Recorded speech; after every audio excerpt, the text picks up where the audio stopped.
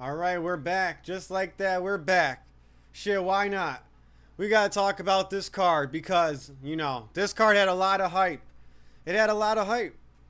So we'll just wait for a second because I'm just recapping it in my head right now. All right? We got to start with the prelims, though, when we're talking about this card. We got to start with these prelims. Now I know the first fight had, the early prelims or whatever. I get it. But it really got fun, like Edson Barboza versus Jakar Close. Jakar Close had his moments. He should have pounced a little more. But that was an okay fight. Now, Alexander Hernandez. Here's the story of all these knockouts. They were all in one round. Isn't that crazy? Every knockout was in one round. I don't think there was a second round knockout this whole card. Am I wrong? Let me just check. There was a second round submissions too. Right? Oh my God. Every knockout was round one. Let me tally those up though. Let's see here. Hernandez. First round knockout. Aleshnuk. First round knockout. Praters. First round knockout, right? Murphy. First round knockout. Okay, so that's the positive about the card. Just wait a second here.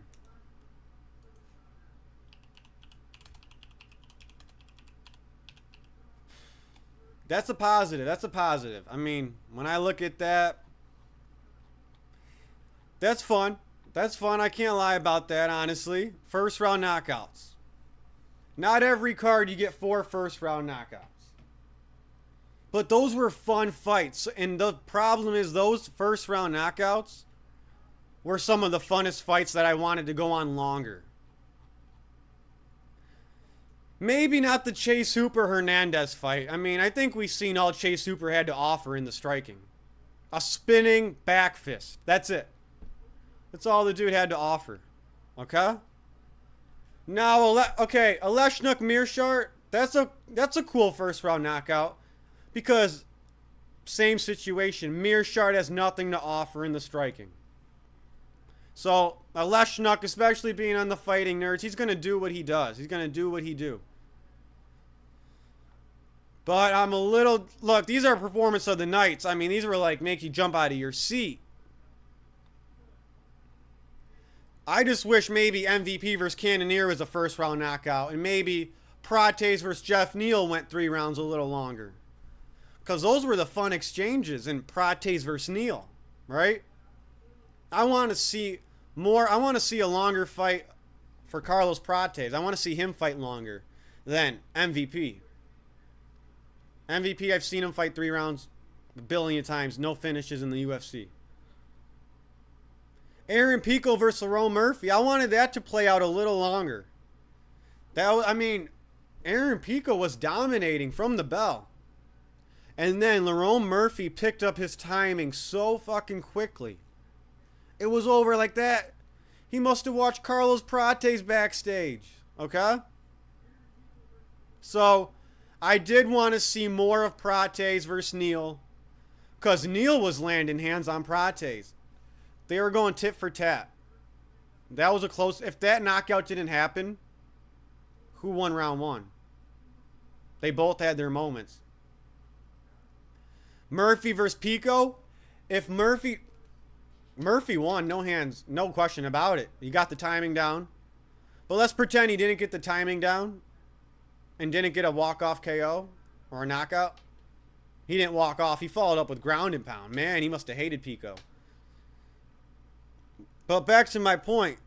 Aaron Pico was winning round 1. If he didn't get knocked out, he would have won round 1. Well, he did get dropped, though. That knockdown might have, sealed the deal for Murphy. But he was dominating, I would say, 4 minutes of round 1. Right? Like, he got knocked out with, like, a few seconds left. But he was dominating the first few minutes of that fight, no doubt. And damn, his timing, he must have like a rhythm that's easy to read and pick up on. Because Lerone Murphy, a slow starter, who's been going 5 rounds and went to decision all 5 rounds with Edson Barboza, who's a shell of himself. He went 5 rounds with Edson Barboza, who is a shell of himself. But he knocked out Pico and got his timing down in round 1. That's crazy. I know he's a Bellator guy who's overhyped, but still. I thought Murphy would have to win by decision. Like, when has Murphy ever showed a spinning elbow attack? He got dropped by Ige. He was just having a staring contest with Josh Emmett. And this is on short notice. So, he didn't have all this time. He had only 3 weeks to study Aaron Pico. So, point is, I'm happy with 4 first-round knockouts. But I wanted Praters Neal to go on longer because that was the best fight of the night. And I wanted to see Murphy versus Pico go on a little longer if I had my way because of how Aaron Pico started dominating Murphy from the bell. So, I didn't need to see any more of Polish Power versus Mearshart. I mean, we were going to get that for the rest of the rounds if it wasn't a first-round knockout. Aleshnuk will dominate him pillar to post. I didn't need to see much of Hooper Hernandez. Again, how many failed spinning back fists do I need to watch? I'm glad Hernandez floored him in round 1.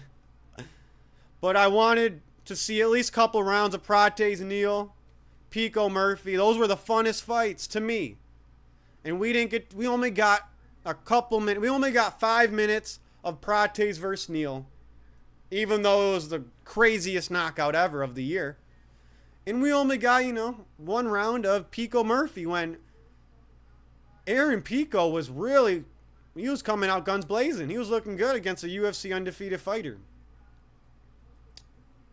So, disappointed that the funnest fights were ended so early. That's no one's fault. It's not a bad thing, but man, I wanted 3 rounds of that shit and then knock him out the last second. What else about the card? What else? Honestly, if you're thinking of fight of the night, it's a compliment and a diss to this card. I can't believe I'm saying this. I can't believe I'm going to say this.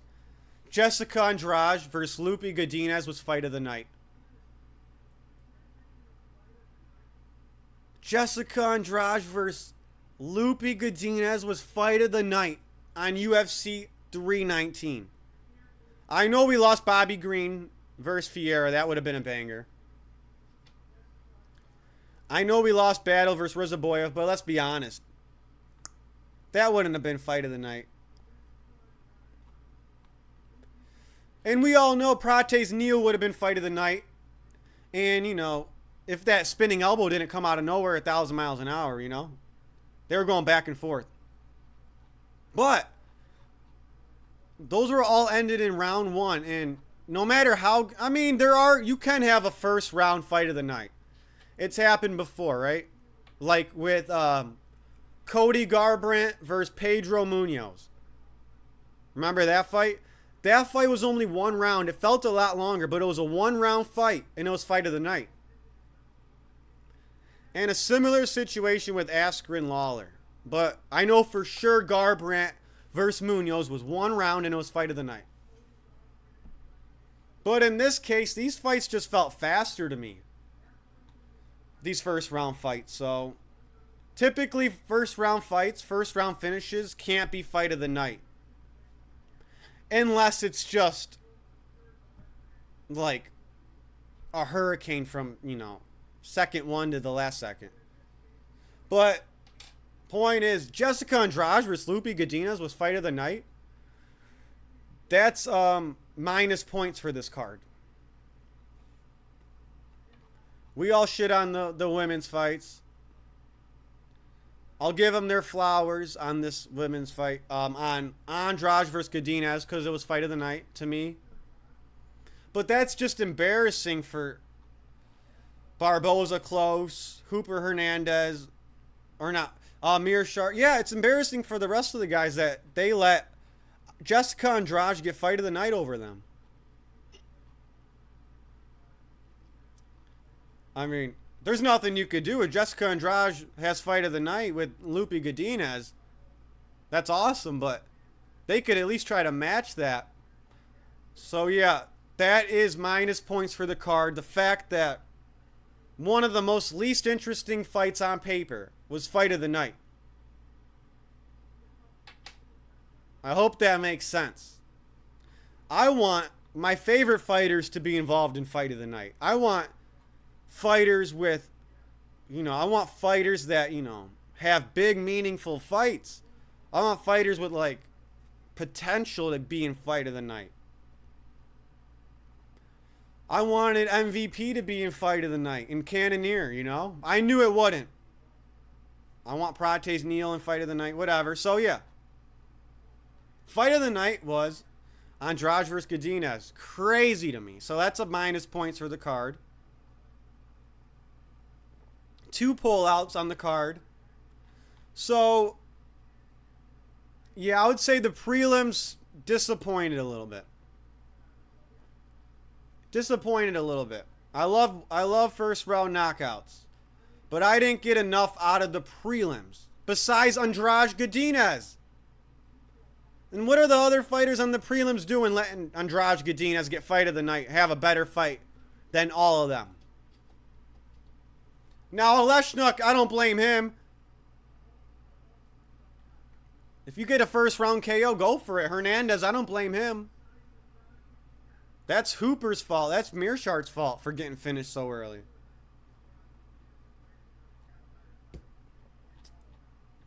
It's just crazy to me. Now, moving on to the last prelim.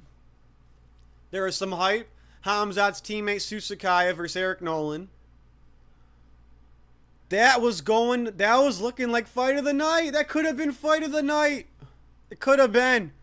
And you don't need to be a mastermind, genius, fight IQ fighter to be involved in fight of the night. But it just sucks. It hurts me when I see Eric Nolan fighting Susukay, piecing him up, beating the shit out of him with his boxing combinations and elbows. Susukay is Hamzat's teammate. He's favored to win, minus 1,050 favorite. It kills me inside when I see Eric Nolan running away with the fight, proving everyone wrong, proving the odds makers wrong. Rocking, stumbling, putting Susukay on wobbly legs in round 1. Beating his ass, right? Stopping his takedowns. His get-ups were fine. And he dropped the ball in round 2. If you're standing up from all this guy's takedowns, no problem. Why would you roll for a knee bar in round 2 and change your game plan? When Eric Nolan got taken down by Susukay, he was standing up at will. He would stand up, break the hand grip, he would break the grip, and turn around and get back to fighting. He would always throw a punch off the break. He was landing uppercuts, he was landing straight right hands down the middle. He landed elbows. I'm the minus 150 favorite, Susukay. He beat him round 1, and guess what? Right before the horn, he rocked his ass, and Susukay, the biggest favorite on the card, with all the hype, got saved by the bell. Right? He got saved by the bell. What kind of odds were those? Now, Eric Nolan had this in the bag. Eric Nolan had this in the bag because his get-ups were fine. He was getting up from all the takedowns. He was never on the ground. It felt like longer than 20 to 30 seconds. He was not being controlled on the ground. He stood up, broke the hand grip. But in round 2, he was doing so good in round 1. He had him wobbled. Susukay got saved by the bell. Round 2, you would expect him to pick up where he left off, stand up after the takedowns, get in his face, show no remorse, land that right hand, land that uppercut, dirty boxing. But no. He starts off round 2 patient, knowing he just rocked Susukay. And Susukay is acting cocky and smiling. But that's just a bluff. He was getting rocked. Instead of starting off where you left off in round 2, you know what he did? He starts off round 2 patient, gets taken down by Susukay, and instead of doing his normal get up, getting to his knee, getting to his base, rolls for a knee bar. Dude, your takedown defense was fine. Your get-ups were fine. You were getting up off the ground. He never even got controlled. This wasn't Hamza versus Draus. Why would you change up your game plan instead of standing up to both feet, roll for a knee bar? He lost the fight due to fight IQ. This could have been fight of the night. This could have been upset of the night. But Eric Nolan blew it. That kind of hurt to see. It was a fun fight. Not saying Eric Nolan was guaranteed a win if he didn't roll for a knee bar. But he won round 1. And he was the better fighter in round 1. And if he didn't roll for that knee bar and continued what he was doing in round 1, we would have had a fight on our hands. Potential fight of the night. With stakes. With the biggest underdog of the night. Putting hands and stumbling and rocking a minus 1,050 favorite. It's not all the time you see a minus 1,050 favorite getting saved by the bell from a knockout in round 1. That's all I'm saying. So, good fight while it lasted. I hated the fight IQ, even though it was his UFC debut. And that's what I had to spew. Let's get to the main card. Let's get to the main card because here's the main card. Let's just look at it for what it is now that we know the results, right? On paper, it was okay. The last 3 fights looked really appealing. Main event was just okay. 3 finishes on the main card, right? 3 knockouts and a submission. Okay. Okay, so we got 3 out of the 5 fights in the main card were finishes. Okay, but that doesn't mean it was fight card of the year. So let's start with fight number 1. Elliot versus Asakura. I know lately it's Unk season. I'm starting to think 38-year-olds that's your new prime in MMA. When you turn 38, you're reaching your new peak. Michael Johnson.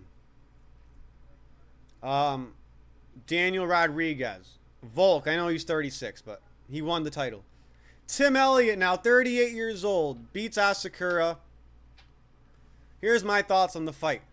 Why did Asakura do better against Pantoja than Tim Elliott?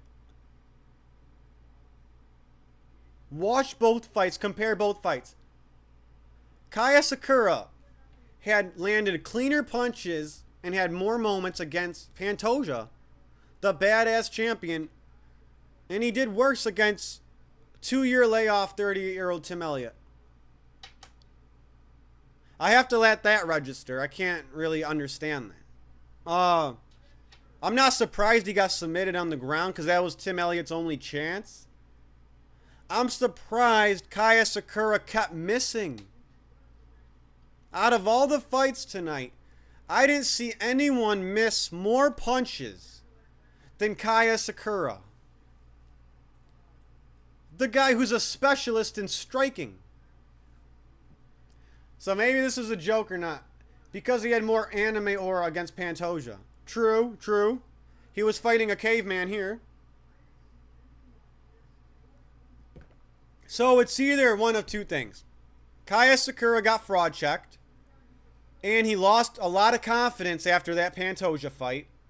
That ruined his confidence severely. We didn't know about that. Or 38 is your new prime in mixed martial arts. Because it's Unk season. Look at all the 38-year-olds that are beating fighters 5 years younger than them, 6 years younger than them, 7 years younger than them. Right? So, Kai Asakura, I just don't know why he's missing so many punches. I never seen anyone miss more punches on this card than Kai Asakura. Very surprising that Tim Elliot, he was switching stances, using a lot of head movement. Where was the head kick? I know it's hard to read where Tim Elliott's going to be, but where was the head kick? I don't know. He landed cleaner strikes on the champion than Tim Elliott. Who could have predicted that? Kudos to Tim Elliott. That just proves you got to be well-rounded, and I'm going to learn in my next pick. Don't pick the specialist. Always pick the well-rounded guy, even if he's a unk coming off a 2-year layoff. Okay? With that theory, you're going to have to pick Magomed against Piera again. Okay. So, yeah. Not totally surprised at the result. Just surprised that Asakura missed so many strikes. And that Asakura did better against Pantoja, the champion, than 2-year layoff Tim Elliott. 38 years old is the new prime in MMA. Okay? Cool. And this was flyweight. So, shout out to Tim Elliott for winning at flyweight at 38. Shout out. We're reaching a new prime in MMA, guys. Middle age, midlife is the new MMA prime. Probably because MMA and fighting is mental too. Okay. Cannonier versus MVP.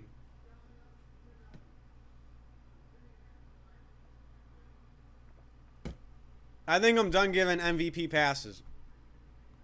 I didn't mind the guy going into this fight. I thought he's cool. Okay. He fought Holland. It wasn't a barn burner, but he won. First UFC fight. Then he fought Ian Gary. He lost. Boring. But Ian Gary made it a boring fight with everybody. Then he fought the Pirate, which is probably his best fight to date, but still kind of a point fighting fight. Good win. I was cool with him until now. You would think after 3 UFC fights, and while you're eager, you won your last fight, you have 3 UFC fights, you never got a finish. You would think moving up to middleweight, the more exciting division than your former division, welterweight, you would think you would look for the kill. I mean, you're on the undercard of Draus and Hamza. You would think you would go for the kill, knowing there's so many good middleweights out there.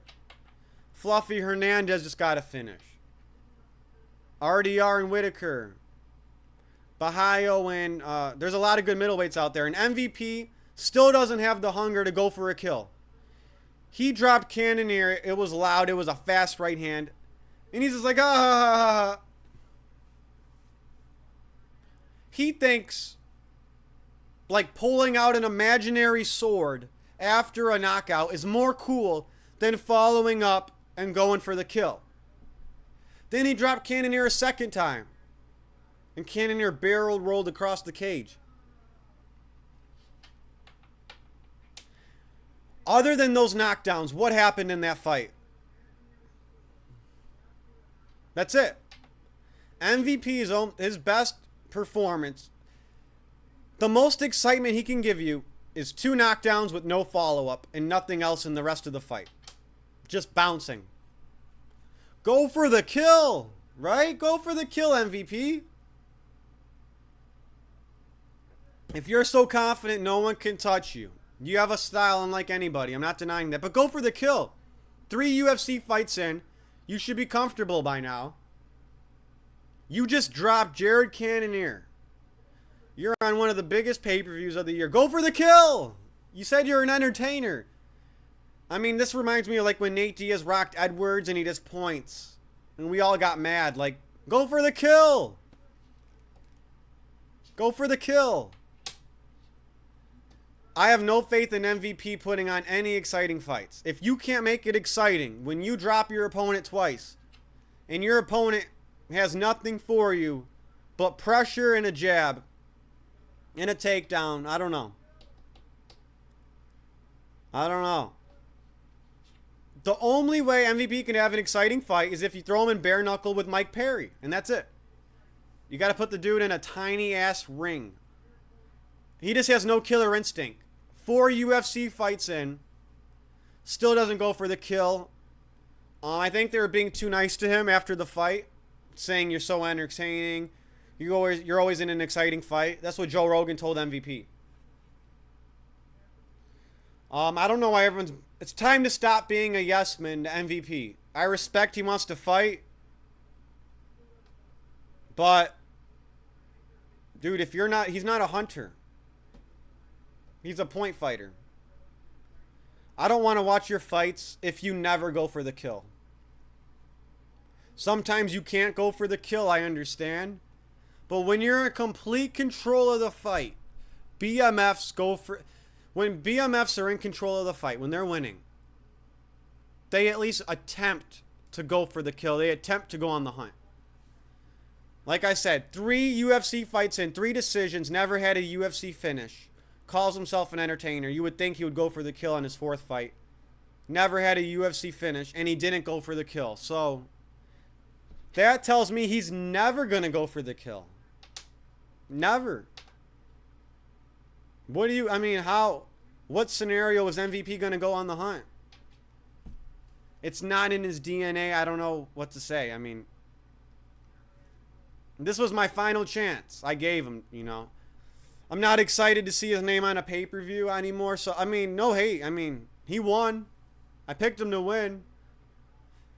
But he doesn't have that go for the kill mentality. He's not a hunter. He's just more of a point fighter. So, I'll have to think of his next matchup. Maybe some punishment for that. I don't know. All right, next up. Now, this is when the card got good, all right? We had, you know, a real fun 10 minutes. We had a real fun featured fight co-main event scenario, right? This was the highlight of the night for me. The featured fight in the co-main event. So, Carlos Praters, Jeff Neal. This was my favorite fight of the night. Because Neal's tough as hell. Knockout artist. People run away from him. Carlos Praters... Man, he's a showman. He always looks for the walk-off KOs. How many walk-off KOs he got? A lot. A lot. Jeff Neal was making Praters back up and run and circle out. Impressive. No one makes Praters back up that much. Jeff Neal was landing, you know, overhand lefts. He landed that left hand on Praters tons of times. Praters has a chin because Jeff Neal was landing shots. He closed the range and was landing shots. And then Carlos Praters started landing that leg kick. He has a dangerous leg kick. And then that jab, he didn't get that jab going, but he got that left hand going. And he would catch him at the end of the punches. He was using his reach good at moments. He was using his reach good. And then Jeff Neal put Praters against the fence and started landing some overhands going over top of Praters' guard. Then Praters separated. Started using his long-range strikes, body kicks, left hand. It was a fun fight. Then 1 second left in the round, spinning elbow. What? This guy is the most precise striker. It's crazy after watching Asakura miss all his punches. Carlos Praters lands a flush spinning elbow right on the temple. I mean, he was like a helicopter propeller. He spun like 100 miles an hour. It was so loud. Forget, no one even remembers the Ian Gary fight. We forgive you for that. Wow, man, the best fight of the night. I mean, I wish it was a little longer, to be honest. I wish this fight played out like maybe 5 more minutes. I needed at least 2 rounds of this. I needed 2 rounds of this. That's how good this fight was. I needed at least 9 to 10 minutes of this fight. It was even while it was lasting. It was even till it wasn't. It was even till it wasn't. That was a close round until that last second. Damn. Praters is the only interesting at he's the only interesting thing at welterweight right now. Him and Buckley. And obviously the champ, JDM. We got 3 exciting guys, but welterweight's lame, okay? So, Carlos Prates stands out in the welterweight division. He's probably my favorite fighter in the welterweight division. JDM's cool. Buckley's cool. Prates is back. That was knockout of the year. Can anyone think of a better... I'm not trying to prove a point. I would love to be proved wrong, but I think that was knockout of the year. If you could think of a better knockout than Prates Neal, write it below. I would love to know. I mean, what? What are the contenders? I already forgot. This was such a good knockout. I forgot about the other knockouts this year. What were they? Someone jogged my memory.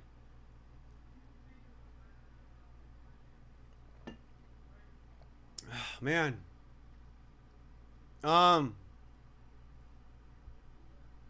Topuria Charles, that was not knockout of the year for me. I knew that was coming. I wasn't that shocked. You know? This was crazy. This was off the top of my head, Prates has knockout of the year. You know? Prates has knockout of the year. His fighter stock is up. Polish Power, Oleshnuk is now a fighting nerd. So, Joe Rogan put the glasses on twice tonight. I actually don't mind these two guys in the fighting nerds. I don't really care for Gene Silva's corny personality. Kyle Bahayo, I don't care for him. He's just like a gossiper, makes up shit. I like Prates. I like Oleshnuk. And Gene Silva, I like his style, but not his personality. Okay. Prates is the coolest fighting nerd. And now Polish Power. Moving on to the co-main event. This was the most split pick'em fight there was. I rewatched Aaron Pico's fights, and he made a career off beating short notice fighters. I never picked a Bellator fighter before. I always picked Pitbull to lose. I pick Patchy to lose.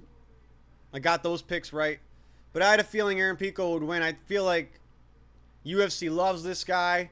They purposely gave him a short notice fight against Murphy. Murphy's been fighting 5 rounds. Competitive fights with Ige. Josh Emmett fucking threw him to the sky with a takedown. Went 5 rounds with Barboza, who's a shell of himself. I had Aaron Pico winning a decision just from the wrestling, and I thought it would take a while for Murphy to get going. And I couldn't believe how dominant Aaron Pico was from the start. The takedowns were like, he didn't break a sweat. He took down Lerone Murphy like it was nothing.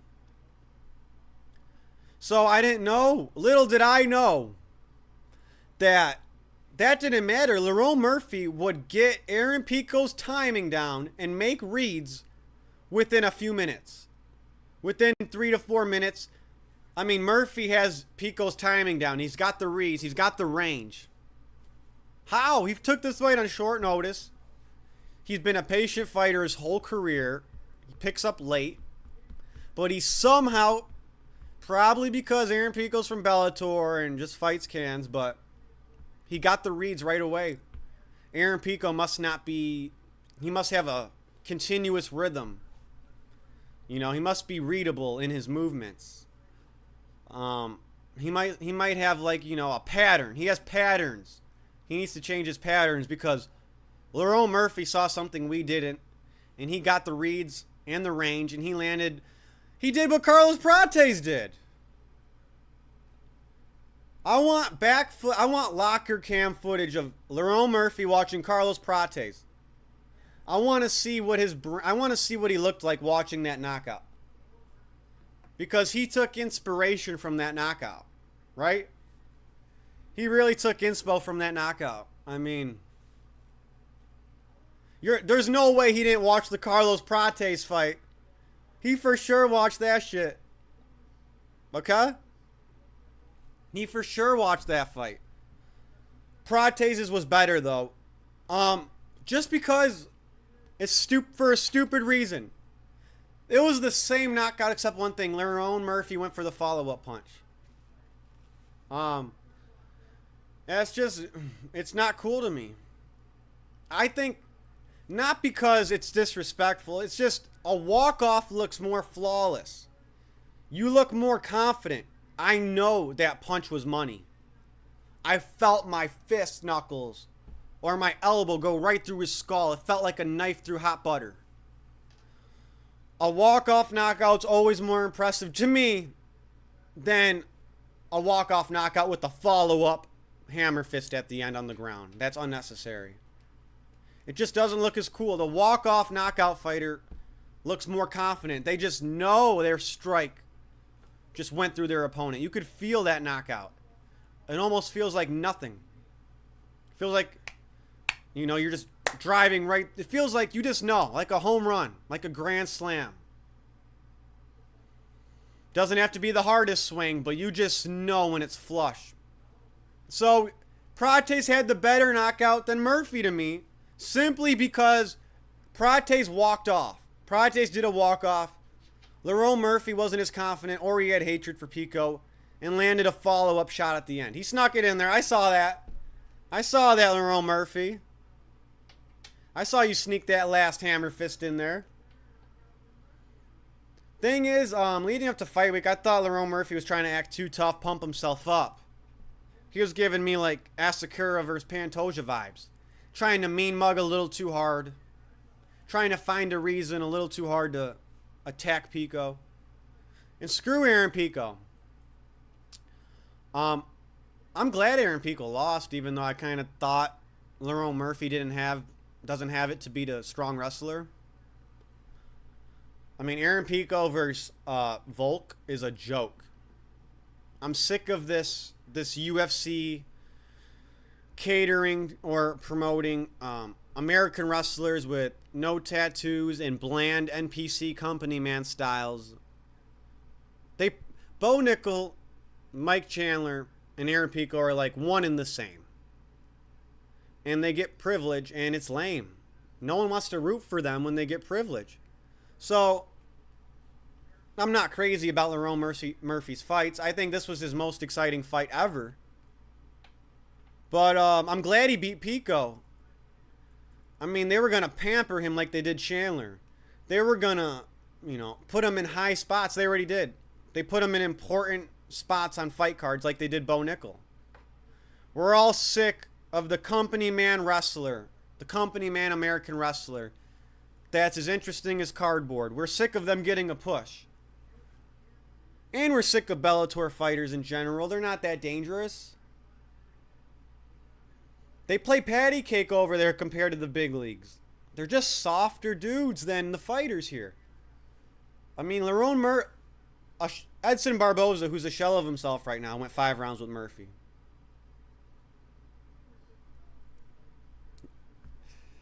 It's interesting how Aaron Pico dominated him, those first 4 minutes. It was interesting. I wish just like the Praters Neal fight, I'm interested in seeing this fight play out a little longer. I wish it played out a little longer, Pico versus Murphy. Because Aaron Pico was landing powerful punches. His takedowns were effortless. And Murphy was on the back foot. But Murphy got the timing down so quickly. How did he get the timing down so quickly? I don't know. Probably because Pico is a Bellator fighter. And they're just softer over there. Great knockout. Another highlight of the night. Murphy, I don't want to see him he deserves his flowers, but I don't want to see him fight Volk. There's no hype behind that. We got Mazur Evlov. And we got Gene Silva versus Diego Lopez coming up. Like a lot of people said, Volk probably has 2 fights left. We're not going to give him Lerone Murphy, someone who is headlining the Apex and goes to decision unless it's a Bellator fighter. But, again, performance of the night. He deserves the $50K, and he might have saved the featherweight division integrity-wise. There would be no integrity if Pico won and got a title shot. So Lerone Murphy did us a solid, like him or not. He did us a solid. We eliminated Bo Nickel, Aaron Pico, And the best part was Michael Chandler. Wow. Wow. I mean, don't ever bet on an American wrestler who's a company man that gets moved up to fight cards that they shouldn't be on. I guess that's the lesson, you know? If you're a company man, that doesn't help you in fights, bro. You might as well speak your mind, talk your shit, and be exciting before your reign ends. Because these Bo Nickel guys, Iron Pico, Chandlers, they don't do good, you know? All right. Moving on to the main event. Oh, my God. I got to say, Hamza lost stock. I never thought when Hamza finally... This was a title fight 4 years in the making. As far as I'm concerned, Hamza deserved a title fight 3 to 4 years ago. Right? I mean, I would have gave it to him after the Burns fight. So he deserved it 3 years ago. Okay? He had so much aura. I mean, he looks like an evil villain, mysterious Chechen guy. He's like evil Habib when he first burst on the scene. Smoked Whitaker. I mean, we still talk about Burns versus Hamza. I mean, who doesn't watch that fight? Before you go to workout, watch that fight.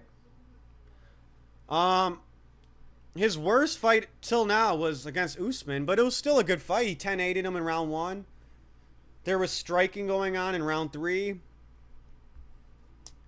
But, I mean, who would have thought Hamzat's title fight was his worst fight yet? And he won every round. How does that work? How does that work? He fought his most dangerous opponent for the gold in a hyped fight. They're both undefeated in the UFC. Hamza, he was the people's champion in Chicago at the press conference. Hamza. It was a Hamza concert. A sea of people. Hamza. We haven't seen shit like that in a while. And now the fans don't give a fuck about him in Chicago. They were booing him at the end of the fight because he fought boring. Boring. He did not evolve. He did not get better. Hamza, I did look at him as a fighter who goes for the kill. But now I just look at him as a fighter with grappling skill. Against champions, he can't finish current champ fighters. He can't finish current champions. Or former champions. He won't even come close. Well, Whitaker. Okay, Whitaker. It might have been because of the teeth. Look how many rear naked chokes he failed against Draus and Usman combined. I hate making excuses, but if Whitaker had teeth, bro, Hamza didn't even have to try. So, man, it sucks that he lost stock. Man, this was the most hyped. This was the third biggest fight the UFC could have made all year. It was the biggest fight they made all year. But it was the worst fight result-wise. I mean, what the fuck? If you would have told me Hamza would just wet blanket Draus, I knew he'd go to the ground. But I thought Hamza would posture up and go, boom, start playing the drums on Draus' face. Start playing the bongos. Vicious ground and pound elbows. I thought he was going to try to bash his elbows through his skull. I did not know the fight would remain in two positions the whole fight. Mounted crucifix and he had one hooking from turtle position. That was the fight. That's it. Where was Hamzat's ground and pound? Those were baby rabbit punches. Baby rabbit punches. He lost. I mean, I don't look at him as a dangerous fighter. I look at him as a a Damian Maya type character. With, you know, who made a lot of hype for himself. With more aura, I guess. He's like a Damian Maya now. I thought Hamza was way better on the ground than Makhachev and Khabib. But he was. But, man, I don't know. I don't want to be too hard on Hamza because even Khabib, his first title fight was lackluster. He had a boring fight with Ally Quinta, right? For 5 rounds. And Ally Quinta's no Dricus. So, I'm not going to call Hamza a boring fighter just yet. You know, even Khabib had a tough first title fight against a real estate agent. But I will say I'm disappointed. Best grappler in the UFC, holy. He is. I mean, off the top of my head, now that Gilbert Burns is gone, yeah, I mean, he's the most dominant grappler with control time. Shit. I just thought we'd see vicious Hamza. That must say something about Hamza or DDP's, like, Hamza's finishing ability, because he didn't go 100%. Maybe because it was a 5-rounder. But he didn't rain powerful punches. Those were rabbit punches. As dominant as he was. Those were more rabbit punches. I don't think he ever put full force into his strikes. Not one time did he put full force into his strikes. And he must have been worried about Dricus getting up. The versatility and the takedown trips, double legs, dragging Dricus down. It's insane. I agree. He is an insane grappler. He is. He's an insane grappler. And I think he doesn't even have to level up. I think he can beat everybody with his style. People got catching up to do on the ground, but I don't know if Hamzat's improved on the ground. Like, Dricus isn't, he's not a guard player like Gilbert Burns. He's not throwing up armbar triangle, and he just tries to muscle his way up to his feet, right?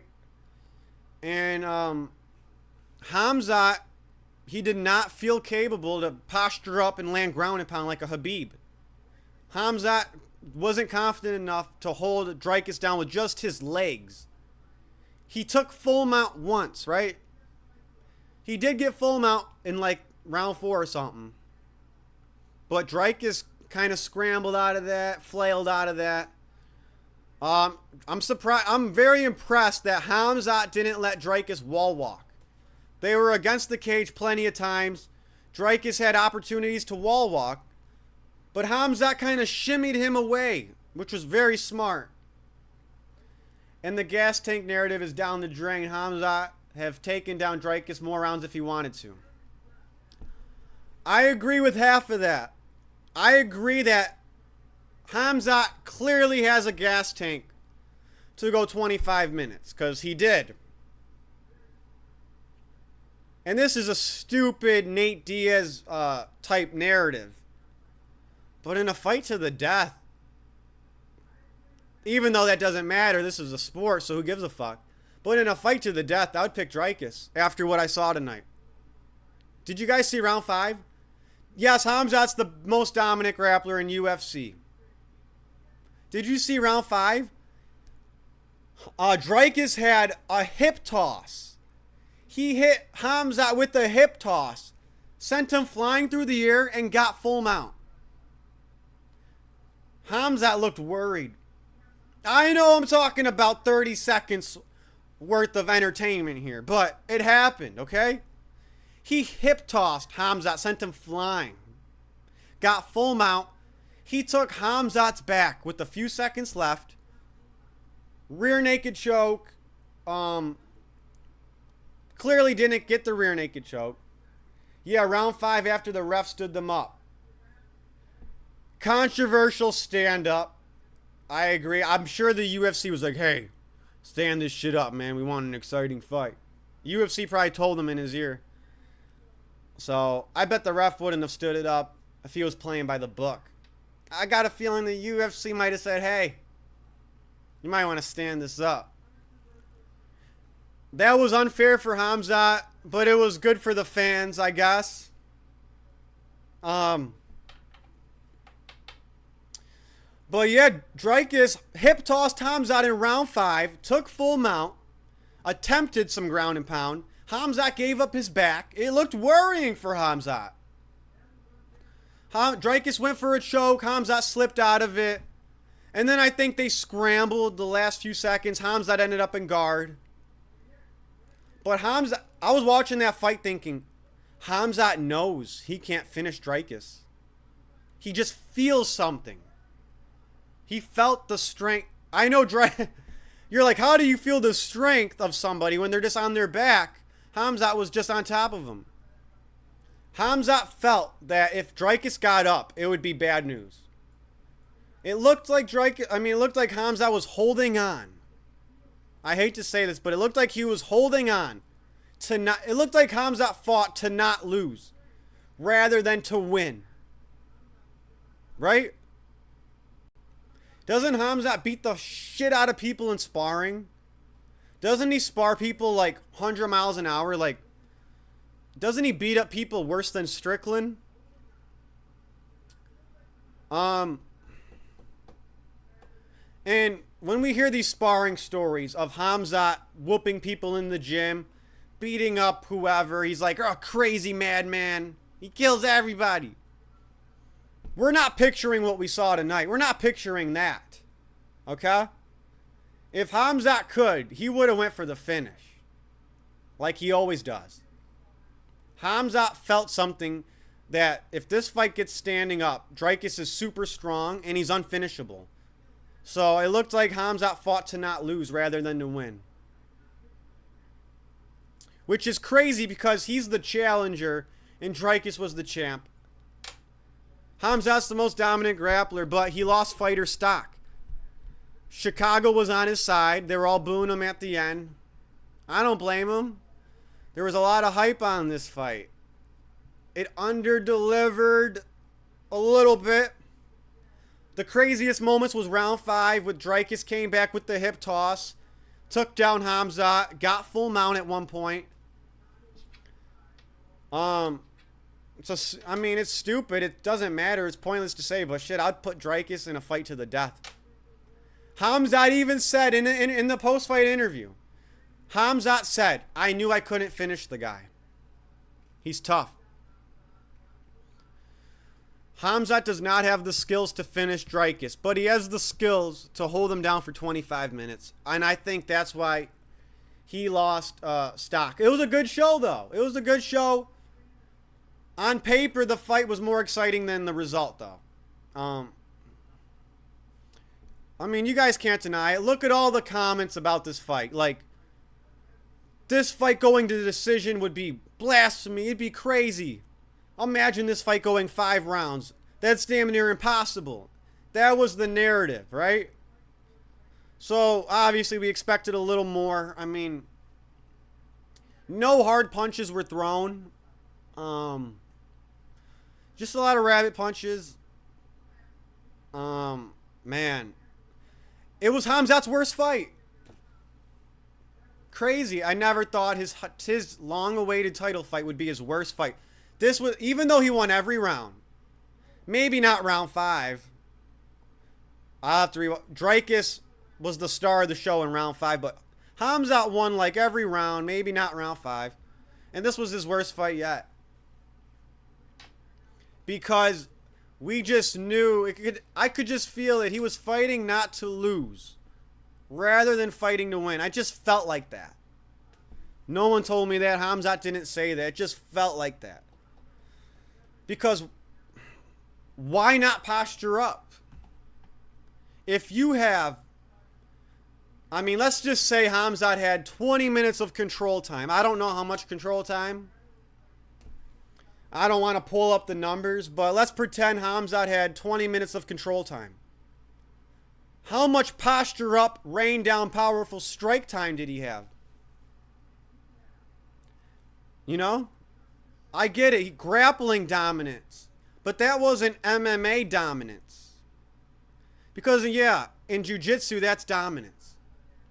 But in MMA, you could, if you're really dominating, why not posture up? If you can hold this guy down for 20 minutes, why not posture up and put full force into those strikes? And get your money quicker. He fights for the money, right? I'm sure he would want to work a shorter shift than a longer shift. So, it's a weird ass perspective I got, but he was grappling dominant, not MMA dominant. How much posture up time did he have? Not much. I can't even picture Hamza posturing up, going boom, boom. You know what Hamza I picture in my head? The Hamza that picked up Li Jingliang, was talking to Dana White, dragged him to his own corner. He picked up Li, the leech, dragged him in front of Dana White, was talking to Dana White, punching Li Jingliang in the face and choking him out. This looked nothing like that. I mean, Hamza was confident. He was talking to Dana. He was going for the kill. He was playing the drums on the leech's face. But against Draus, he wasn't fighting to kill. He was fighting to not be killed. That's just what I saw. This was his worst fight for me. I picked Hamza to win. But yeah, I don't know if he can walk around saying, Hamza, I kill you. Because that was, you know, he didn't get the back takes. He looked like Damian Maia tonight. I mean, that was a Damian Maia type performance. I mean, I don't know if that's a compliment. I don't know if that's an insult, but that just reminded me of a Damian Maia performance. And I thought Hamza was more vicious than that. I thought he was more, I thought he was a madman on the ground. I did not think he would do 20 minutes of control time and not even a full minute of posture up, rain down powerful strikes time. I never pictured Hamza being so lame on the ground that the ref has to stand him up. I never thought in a million years Hamza would get stood up off the ground. What about you?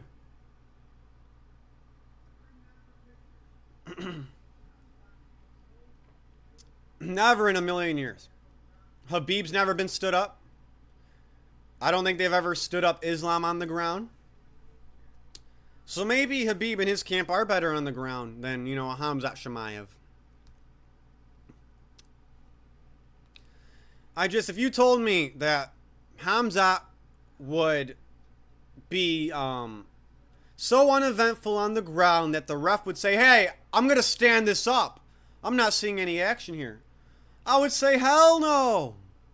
Hamza's a sprinter. He's a hurricane. He goes at you 100 miles an hour. He just goes for the kill.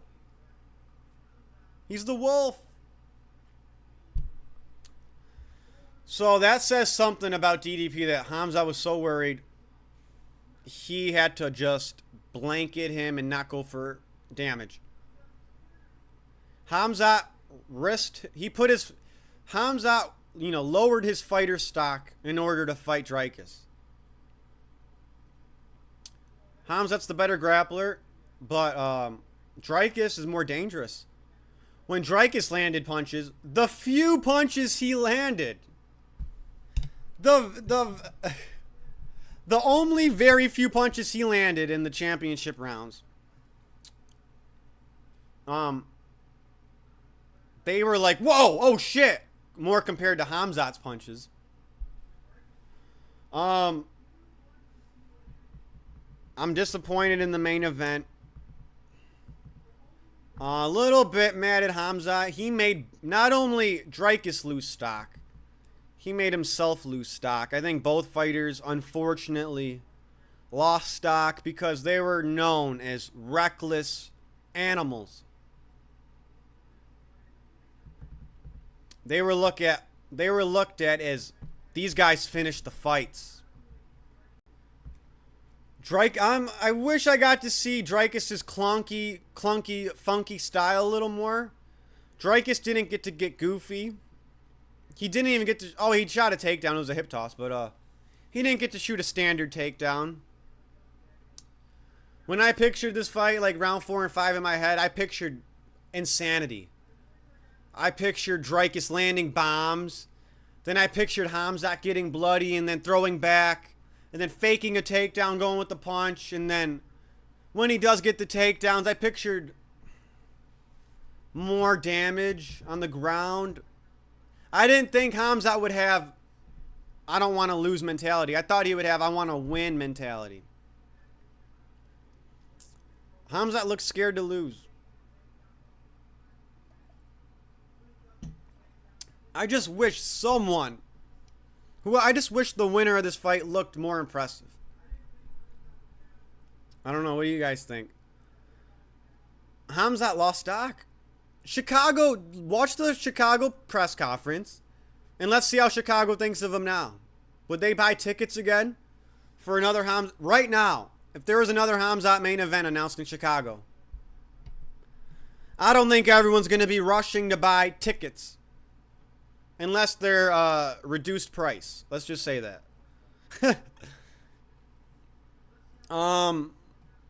Neil Praters was my favorite fight of the card. Lerone Murphy, he did the fans a solid. He saved some integrity of the sport. Yeah, I mean, Hamza and MVP underperformed. Okay? I know MVP beat Cannonier.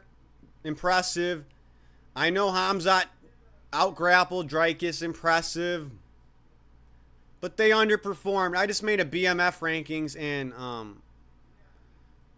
I can't put Hamza and MVP on my BMF list. When BMFs are in... I know Hamza could give a shit about BMF. But when BMFs are in control of the fight, it's always exciting. They're always going for the kill. I think we need to switch the win bonus. We need to reduce the win bonus and throw some of that money into a new category called go for the kill bonus. Go for the kill bonus. Let's the win bonus doesn't need to be so expensive, you know. We don't need to pay him for that much of a win. Like, what if it's boring? Let's take some of that win bonus and let's make a new pile called go for the kill bonus. Crazy how all the experts and ex-fighters thought Draus would win. It was obvious Hamza's the better fighter. True. They really pumped up Draus. I think a lot of people were jealous of Hamza, to be honest, before this fight. He has a lot of fans. He doesn't fight much. He dominates people. He's still a mystery. Yeah, a lot of people were probably a little jealous, honestly. I mean, he was like the evil Khabib, the more vicious Khabib. But looking at this fight, Hamza won, but Draus, I view him as the more dangerous fighter. Hamza's definitely the better grappler. It was mostly rabbit punches. He wasn't even close to the rear naked choke. Yes, he attempted it. But I was never like, oh my God, DDP's got to fight for his life out of this rear naked choke. Hamza fought not to lose, and I impressive, but I mean, I wouldn't put that on my BMF type performances. I think he lost stock, even though you could be dominant and lose stock if you're a wet blanket. I mean, look at Damian Maia. I know Hamza's a star, and Damian Maia was bland, but you could have a dominant performance and it could still be lackluster, you know. I mean, when Damian Maia, he could take everyone's back and just hold it there, but how much are we gonna pay to watch that? I just thought Hamza was more vicious and more aggressive. That's my take from this card. I thought Hamza was more of a kill or be killed fighter. Hamza would win if he went stand up for the full 5 rounds. I feel his technique is better in boxing as well. I disagree, because when they did trade, Draus landed the better punches. If Hamza was confident in his striking, he would have showed it. Draus did better in the striking exchanges. He was throwing the lead leg head kick. He did stumble Hamza backwards with the punch. I think Draus is the better striker. He's more dynamic. He's more versatile. I doubt Hamza could outstrike Strickland the way Draus did.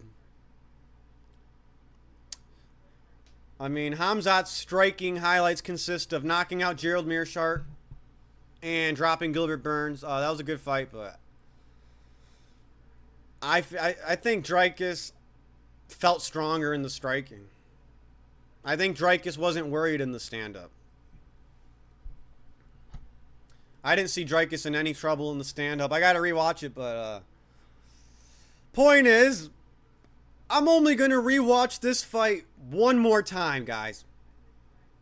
And in the most hyped fight of the year, I planned on rewatching this fight for weeks to come. I thought this would be a barn burner or a quick finish. But I'm honestly only going to watch this fight one more time. Just to watch it from a different perspective. And, I don't know. I'm not going to watch it for entertainment. I'm not going to watch it while I'm working out. Interesting. So what happens here for middleweight? What happens here? Let's see. Middleweight was looking good. And can Hamza fight? Do we actually think Hamza's going to defend the belt? Can Hamza fight? We're going to find out if Hamza can defend. Hamza is now a champion. It just doesn't feel like it. I just thought it would feel like crazy if Hamza was a champion. I thought we would have aura, crazy aura, and I just thought we would have a superstar on our hands when Hamza won the belt.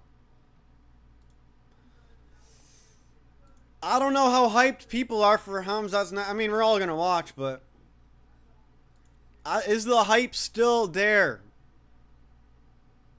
after Hamza's first title shot? Are we gonna be going Hamza? I don't know. Let's see. I want to see the middleweight rankings. The fuck's wrong with the UFC website? What the fuck is... Alright. Middleweight rankings. What happens here in the middleweight division? Amavov is fighting Borjaio.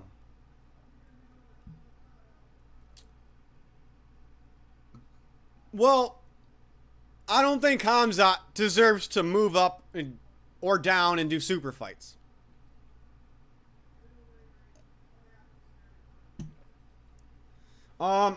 Hamza, what's his next interesting fight? Is there anything at middleweight that sounds fun? I guess the winner of Amavov, Kyle Borjaio. I don't know. I'm not geeked about that. There's Rainer de Ritter. I don't know. I can't believe I'm not excited for Hamza's next title fight at middleweight.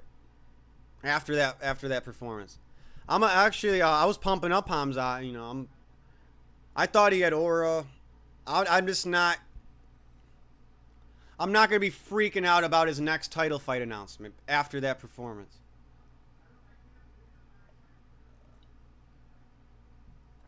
You know, I mean, honestly, this this is the only Hamza fight I'm really pumped up for right now. Islam Makhachev. Hear me out. They could fight. And I thought Hamza would destroy Makhachev, but hold up. I don't know. Islam seems better on the ground. Yo. I got to think about this fight. What's Hamza's most exciting fight? This sounds stupid, but what would happen now if he fought Islam? He would out-wrestle him. What am I talking about? He'd make it a boring wrestling match, yeah. Something like that. Right? Something like that. Alright, I'll be right back. Be right back.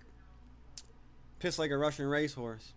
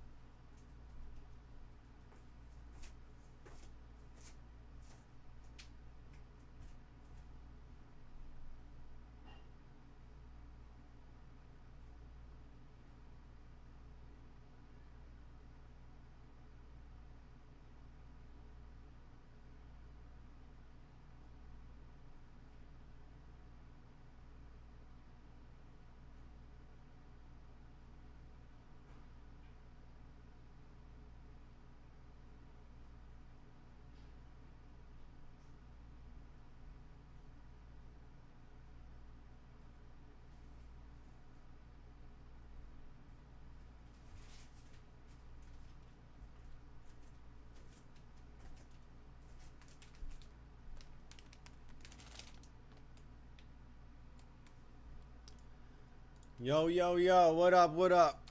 Post-fight reaction, oh my gosh. So, let's see what's going on here,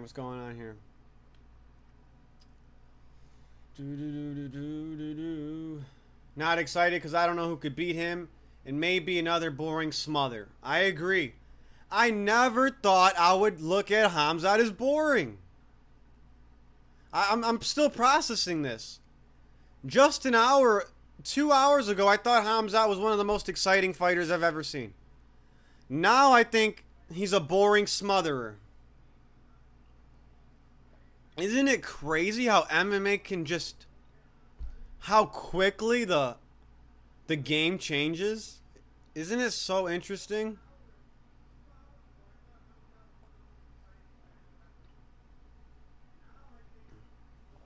I mean... Look, we saw shades of it in the Usman fight, alright? We saw shades of it when he couldn't finish Usman. That was his worst fight up to this fight. But when he knows he can't finish his opponent, when he feels like, you know, the striking, it's too much to handle, I just gotta smother. It's uneventful. It's uneventful. If you're not frail as Kevin Holland on the ground... You're going to get a smother fest, and he's not going to take many risks on the ground. It's going to hold you there. Unless you're Holland, okay?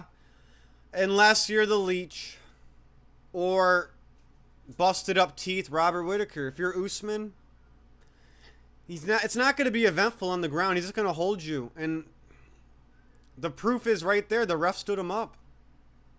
The ref stood him up. And Hamza, he told us, hey, I'm going to fuck this guy up. I'm going to fuck this guy up. He won. He dominated. But did he really fuck this guy up? Draus got punched harder in sparring. Tell me I'm wrong. I know Draus was getting punched harder in the face in sparring than any punch he received in that Hamza fight. All right? I mean, I know it. I know it. Man, I'm mad that now I view Hamza as boring.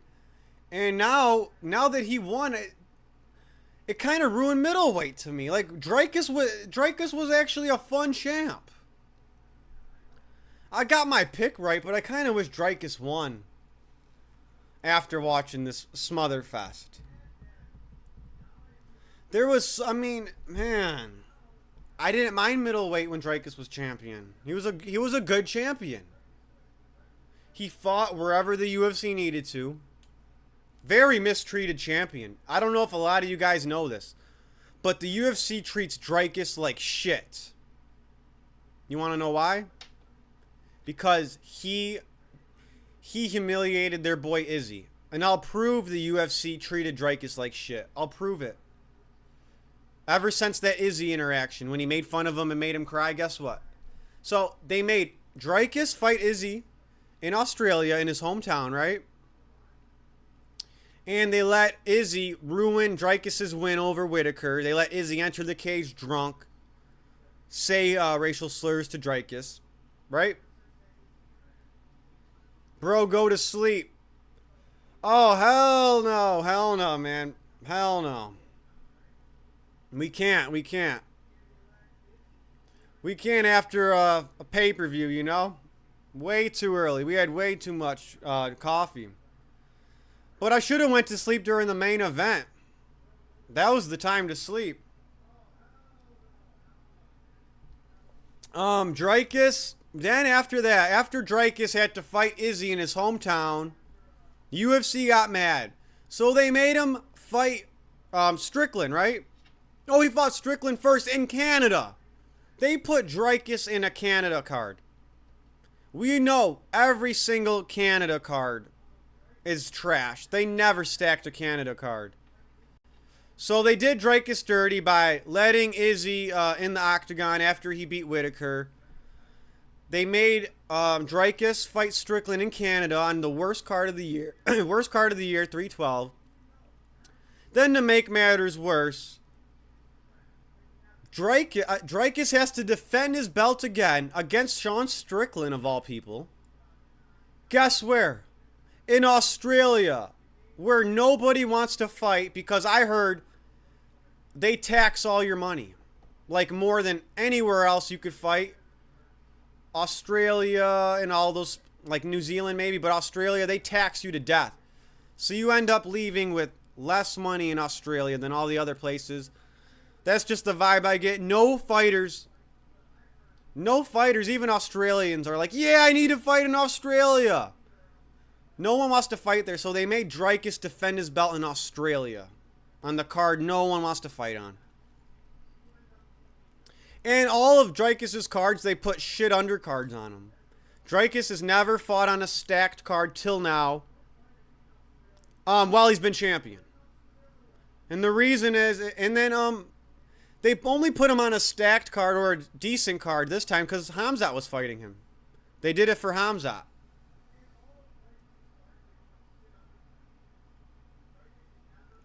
Draus was a great champ. He was a good champ. And they treated him like shit. I just don't think a lot of people know that. But they treated Draus like shit. They put him on the Canadian cards, shitty Australian cards. They give Strickland rematches against him. They give, yeah, but shit. Draus made the middleweight division fun, and I think the middleweight division lost some steam tonight. with Hamzat Smotherfest. I mean, Draus is in wars. Draus is more. He goes for the kill more than Hamza. It's official. Yeah, he got smothered, but if Draus was in control of that fight, he would not be holding and holding and holding. He'd be going boom, boom, dipping his head, overhands. That little flying knee he always throws that he never lands. I mean, anything. Pick up a rock, throw it at you. You know his Looney Tune style. His funky, gumpy style.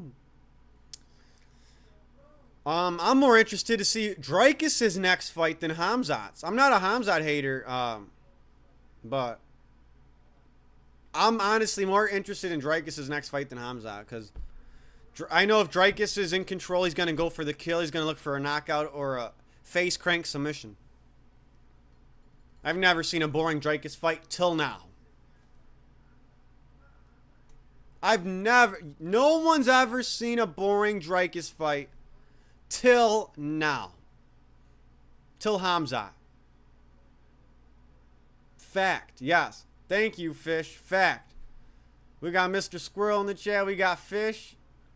All right, we got animal lovers in here. Shit.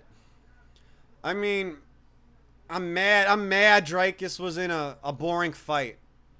Not only did he lose his win streak, he lost his exciting fight streak. Fucking Hamzat, man. Fucking pissed. I'm a little pissed now, the more I think about it. Man. Did Hamzat ruin the middleweight division? I think, here's my take. Hamzat ruined the middleweight division. But not for the reasons we thought. I mean, it's not like he's been inactive. He just became champ, but just how he performed, man. Fighting not to lose. I'm not okay with that. I just like fighting to win. I know it's easy for anyone to say that who's not in the cage with Draus, trying to rip their head off, but Hamzat said he's going to fuck this guy up. I mean, he just held him. And rabbit punches. Fuck, man. Middleweight was looking good. Shit, man. What else? At least Lerone Murphy he helped out the featherweights a little bit, alright? He's not letting Aaron Pico skip the queue. And I bet anything that Lerone Murphy ain't getting a title shot. I mean, look, 50K knockout, one of the most exciting performances of the night, right behind Praters. But I still think Lerone Murphy still ain't there for the title shot because this was a Bellator guy. And come on, UFC, let's cut it out. We're done with the Bo Nickals and the Chandlers and the Pico. Stop shoving company guys, bland wrestler, American wrestler company guys in our faces. Stop forcing us to be fans of these bland personality American wrestlers that get undeserved positions on these cards. Right? Aaron Pico was above Carlos Praters on a pay-per-view. Patricio Pitbull was above Gene Silva and Bryce Mitchell and Dominic Reyes on a pay-per-view. Patricio Pitbull. Patchy Mix. I mean, that was a fun fight watching. But yeah, Bellator guys, we're done. Let them earn their shot. No more handouts.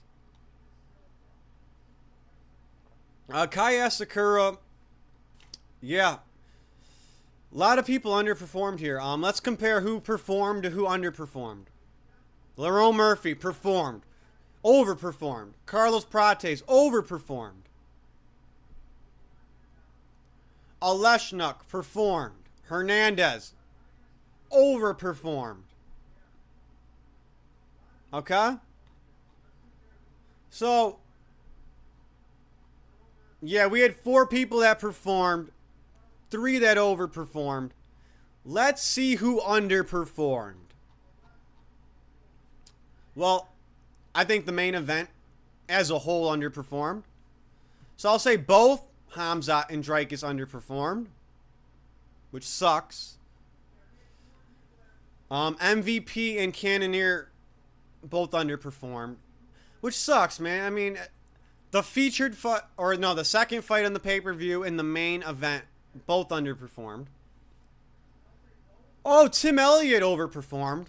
Okay, we have 4 guys that overperformed. Asakura underperformed.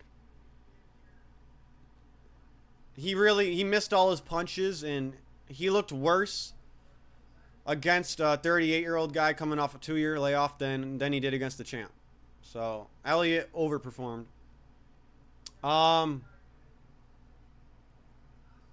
Mearshart, I can't say he underperformed because he's never really looked... I guess he looked underperformed a little bit, but that's what we expected. Oh, Susukay have underperformed. No, it was not in terms of excitement. I loved watching him get pieced up in round 1. But as far as the skill, so, the women's fight on Draus overperformed. I just can't get over how Jessica Andrade was in fight of the night. That was my fight of the night. What the fuck? There's a problem when Jessica Andrade, Lupe Godinez, women's strawweight bout is fight of the night. There's a problem there. And there's no excuse. We got to fix this by taking some money out of that win bonus and putting it in a new pot called Go for the Kill bonus. You don't have to go for the finish. You just have to try. And what does it mean? How do you know if someone tried to go for the finish? Draus. Just watch a Draus fight and you'll know what it means to try to go for the finish. Drakkar close, Barboza. Neither guy... Barboza's been a shell of himself. Close always fights like that, makes it close. So neither guy performed or underperformed.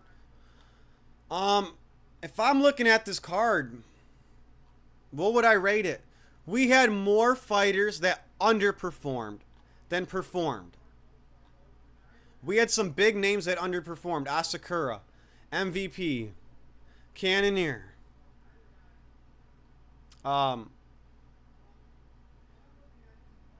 Draus and Hamza. We had five big name fighters on the main card that underperformed. I'm not going to say Pico underperformed because he fought till he couldn't. And he was winning and doing work while he was still alive. Same with Jeff Neal. He did everything he could. He had Praters on the back foot. So Neal and Pico did not underperform. Even though they lost, respect. They tried their best. They tried to go do their thing and go for the kill.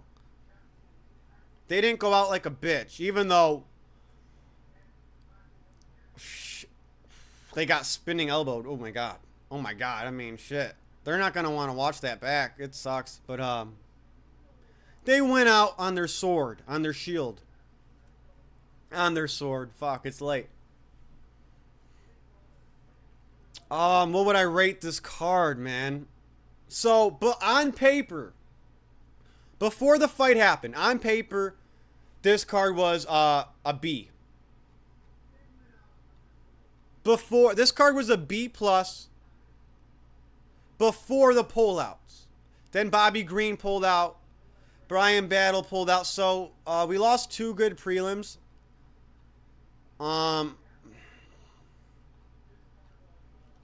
This card became a B minus very quick because the prelim pullouts.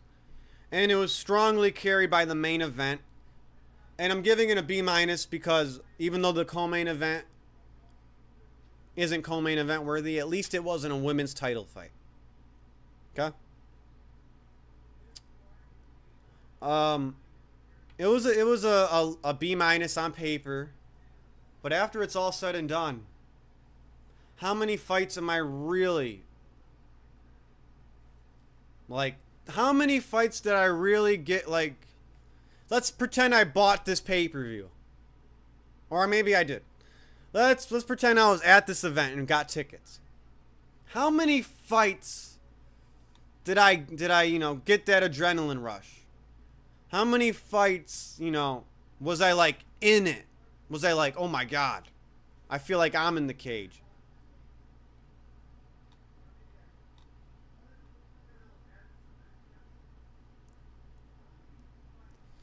It's just the last 3 fights. I mean, look, Andrade and Godinez did great. First round knockout for Hernandez and Hooper, great. I'll take it. Close Barboza, that's what I expected. No problem. Gerald Mearshardt's kind of washed. So that was kind of just feeding a dead body to a Leshnuk. Cool Dana White Contender Series fight, but man, after the card's all said and done and I see the results,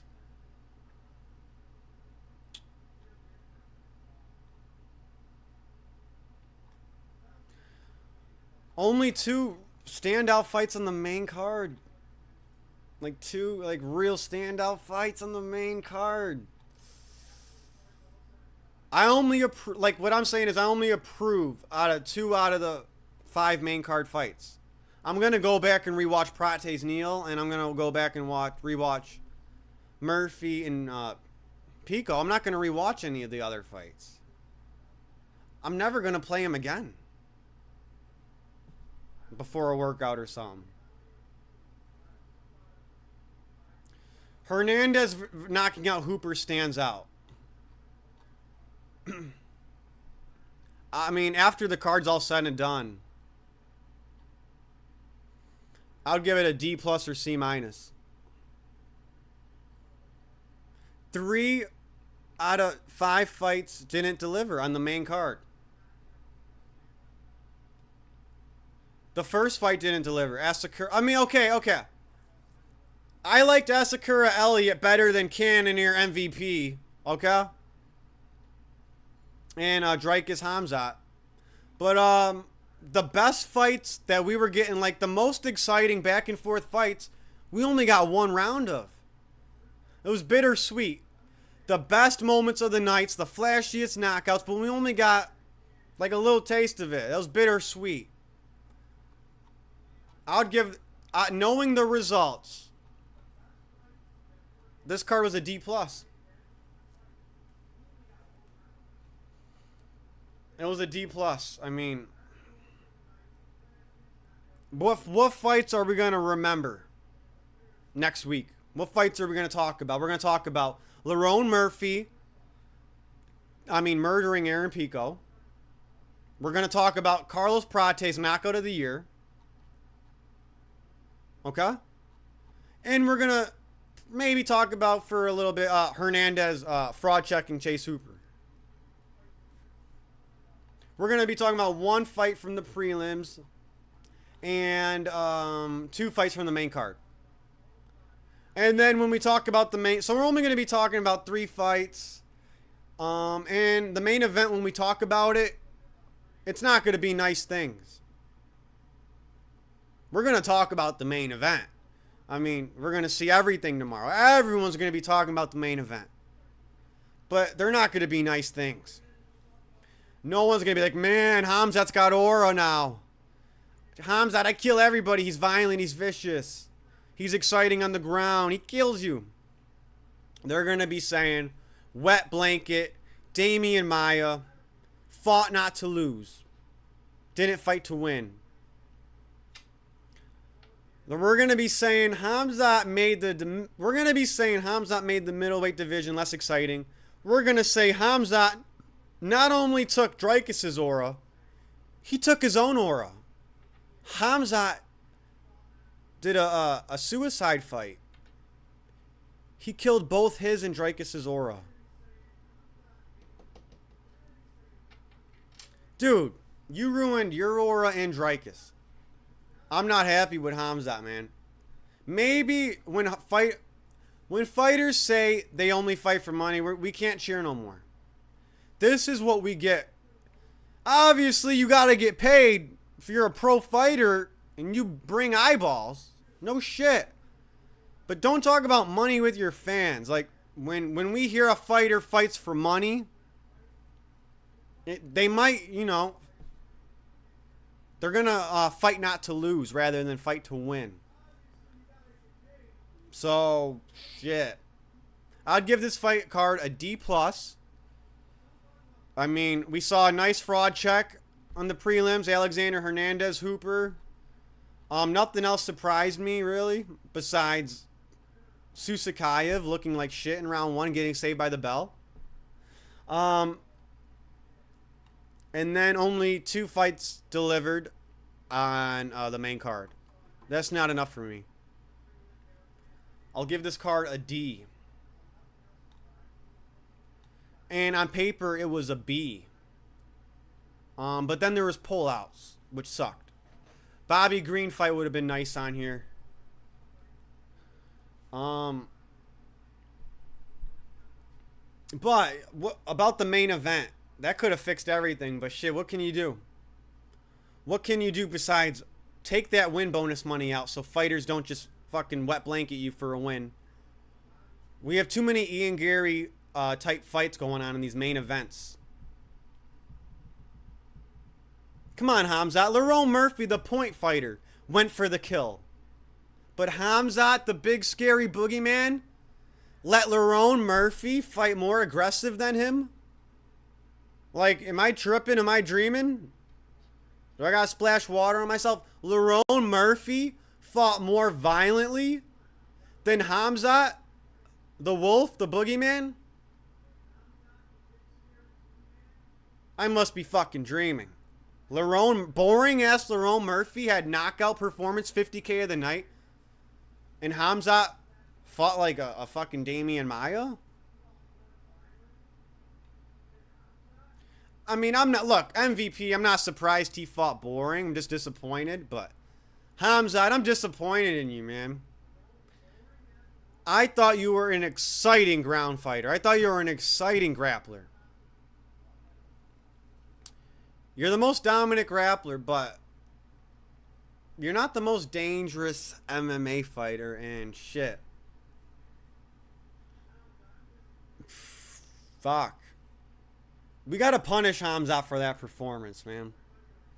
Who do we give him? If you want to punish Hamza for that bad performance, hey, what's up? What's up? What's going on? We're just recapping the card. And, you know, we're coming to the conclusion. This fight was a B. This fight card was a B on paper. But I'd say, other than the highlight spinning elbows we had, the knockouts of the year with those spinning elbows back to back, other than that, I'd give this card a D. I'm not happy with MVP. You know, Hamza, you know, he lost a little stock. The middleweight division was better with Draus as a champ. I'm not seeing anything that's getting me like hyped up for Hamza's next fight after that wet blanket performance. I feel like Hamza needs to, you know, fight someone that is going to make him pay for fighting on the ground. And the only person I could think of would be Fluffy Hernandez, but he's not a big enough name to get a title shot, so. Do you guys even think Hamza's going to defend his belt? Do we think Hamza's going to defend his belt? What up, everyone just tuning in? I mean, what were your guys' highlights of the night? Okay, Lerone Murphy, crazy KO, especially after the Praters KO. It was cool to see Hernandez, make Chase Hooper look like a pipsqueak. All Chase Hooper has in his game is a spinning back fist. In his striking game. This card proved you have to be well-rounded.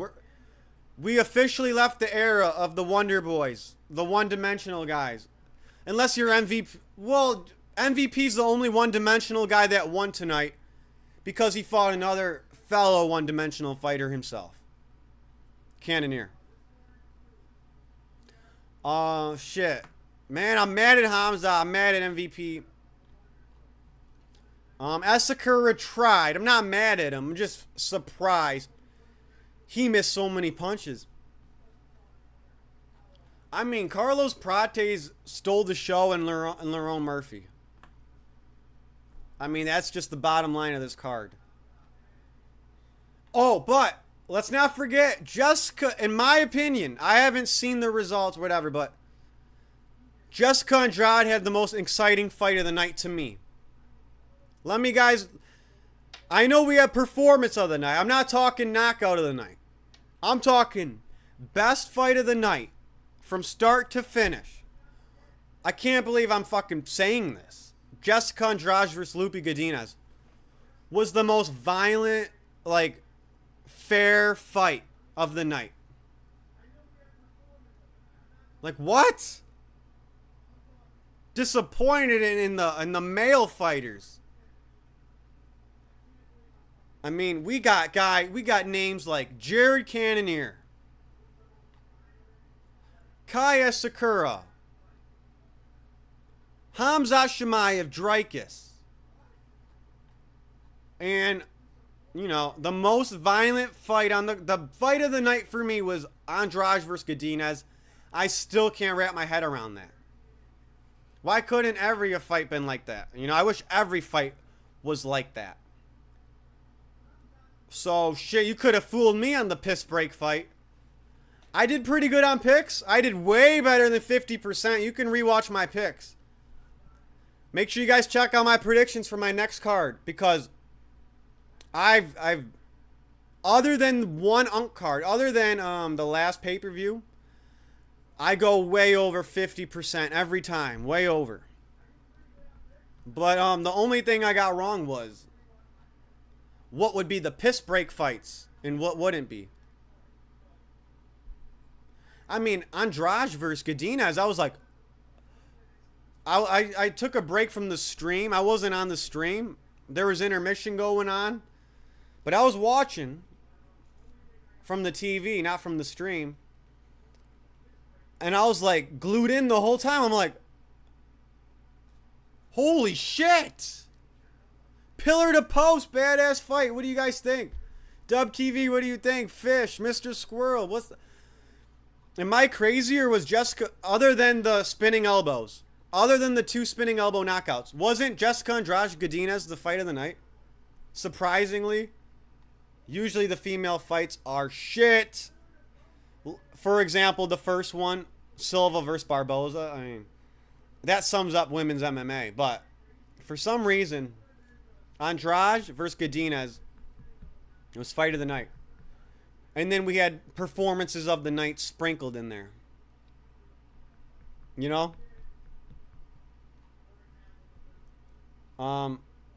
Close versus Barboza, that had some good moments. That was a good fight. The problem is Jakar Close always makes it close. He was beating Barboza in his game. Shout out to Mitt and shout out Michigan. But yeah, I'm disappointed in Cannonier MVP, Hamza, and DDP.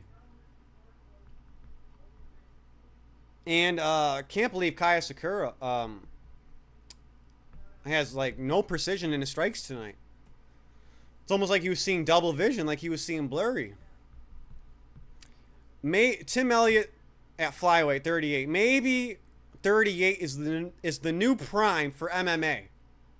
I mean, how many 36-year-olds through 40-year-olds have won this year?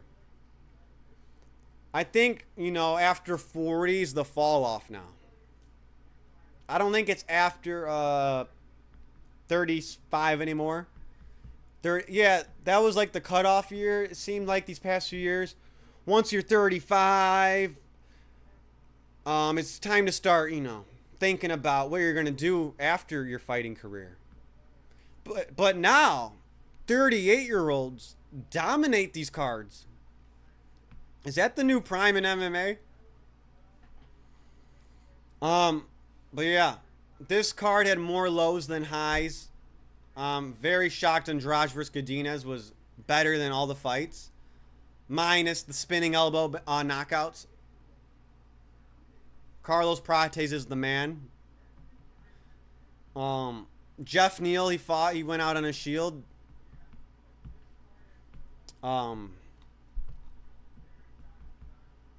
Just disappointed in Hamza. I swear he ruined the middleweight division tonight. That's what I gotta say. Let's see what you guys think before I head out or wrap up this live stream here. What were the highs of the card and what were the lows? Who stood out to you? And what are some exciting next matchups for the winners? I want to hear what you guys think. If you guys got any thoughts on that before I wrap up here. I think I covered it all. Prates got his aura back. Damn right. Prates got his aura back. I knew he would. Make sure you guys check out my predictions. Make sure you guys like and subscribe, man. We're dropping. We're dropping all the time. We're live streaming. We're making predictions. We're making hot takes. We're talking shit. We're giving props. We're breaking down everything.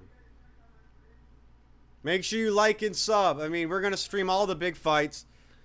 We're going to do breakdowns, long videos. It doesn't stop, man. Shit.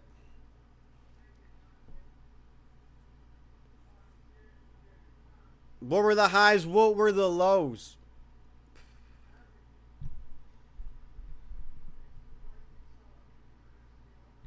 Fuck. Middleweight is fucked. Featherweight got saved, all right? Lerone Murphy put on his cape and saved featherweight. Hamza Chimaev ruined middleweight. So, because Lerone Murphy saved featherweight because they ain't giving Lerone Murphy no title shot. This was only a deal for Aaron Pico. Only if Aaron Pico won, he got the title shot. His little privileged Bellator ass. Lerone Murphy isn't known enough, even after this KO, to be getting a title shot. Let's give Masvidal the title shot. And then whoever looks more impressive, I don't know. Maybe it should be... Who's Yair fighting? They're probably going to give him a title shot, motherfuckers.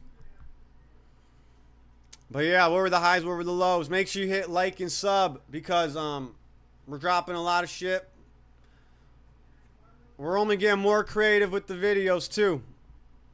Check out my Khabib makes a horrible take on Draus versus Hamza. I ended up being right.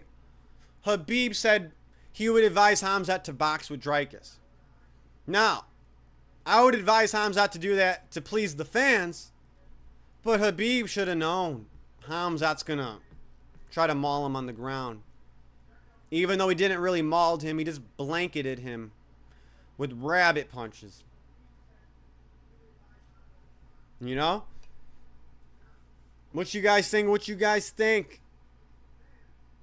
I'm going to have to make the next matchups after this. I'm really going to have to. We're going to have to see who's getting the next title shot after this. I mean, it's anyone's guess who's getting the next middleweight title fight.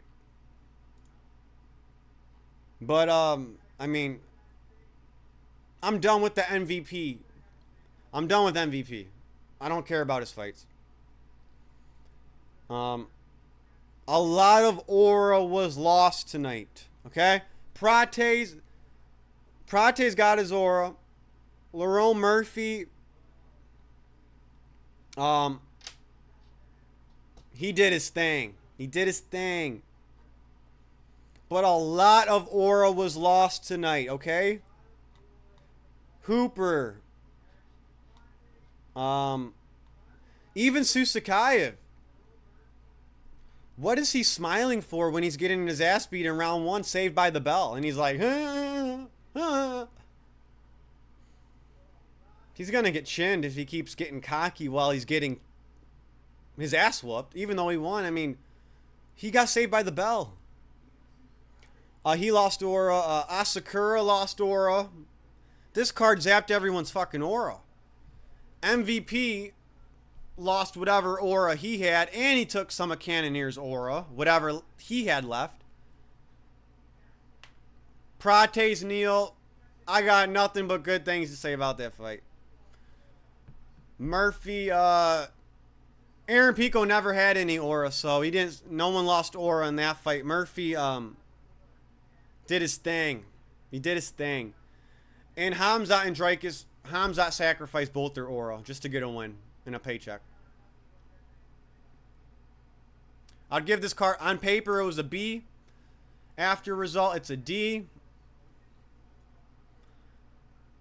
This was the third biggest fight they could have made this year, and Hamza kind of ruined that for me. And I'm not going to let that down. I don't know if I'm going to let that down. I don't know. Middleweight was looking so good with Draus as champ. It was getting fun. We had the potential RDR versus DDP fight. The Looney Tune fight. Who's going to clunk each other more? Who's going to do goofy shit? Who's going to headbutt each other?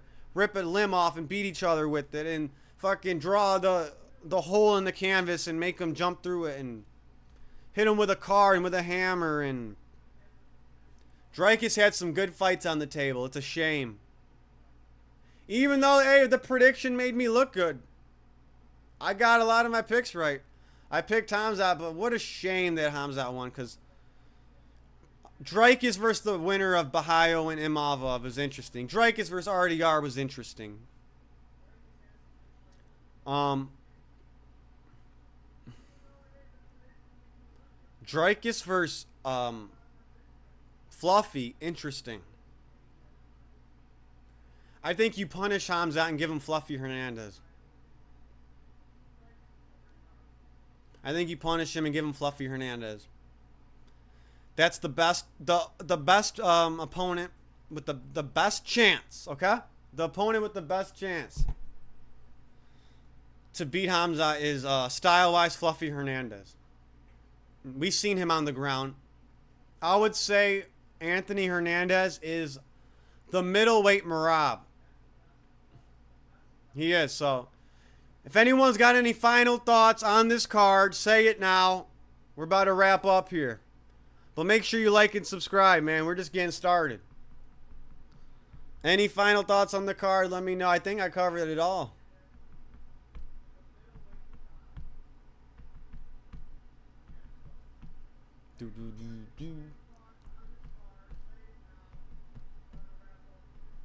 The takeaways are, you know, the takeaways are you got to be well-rounded. You got to be well-rounded unless you're fighting a one-dimensional fighter. And 38 is the new prime. Okay? And Hamza, he isn't who we thought he was. He isn't who we thought. To me. What the fuck are you guys doing letting Andrade and Lupi Godinez getting fight of the night? I don't know. Shout out Praters and Murphy and Hernandez and Andrade and Lupi. Shout out Lupi Godinez. Shout out Lupi Godinez. I suggest all you fighters not named, everyone not named Praters, Neal, Murphy, and Draus, you guys, and Elliot, you guys should all study, you know, Leshnuk, you guys should all study the fucking, half the card. You guys should study that Andrade Godinez fight. Maybe you guys can learn something. But anyways, that was fun. I'm out.